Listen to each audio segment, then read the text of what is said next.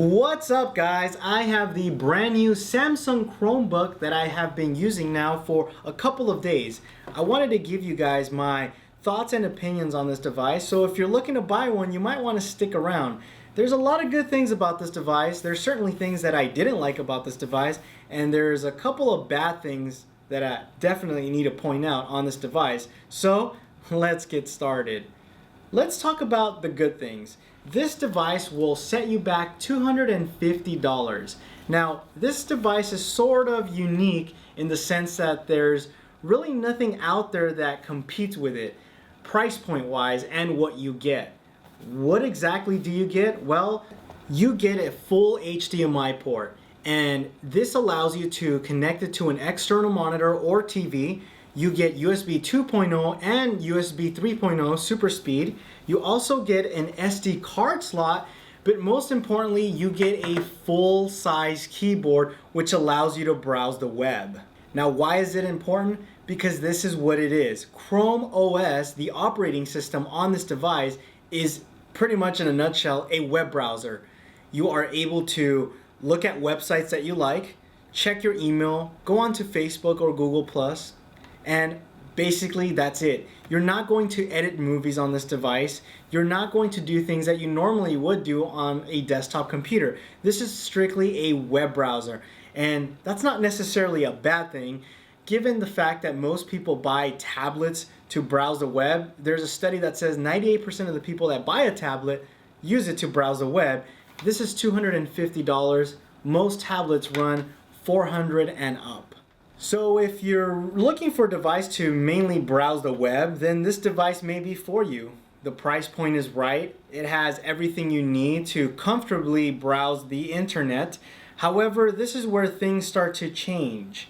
And what I mean by that is this device, its purpose is to web browse. So you would think that it would do a very good job at it, but it really doesn't. And I think this is where my heart sank, and I really wanted this to work no matter how much. Let me tell you what I mean by that. Most websites scroll really good when using the trackpad. They have smooth scrolling, but for the most part, I would say a good portion of websites that I looked at, including Google+, which is a Google product, so don't say that it's not optimized properly or whatever. The scrolling was terrible. It was hard to use. No matter how much I tried to scroll up and down, it was just very jittery. And then you have the screen, the thing that you're gonna stare at the most.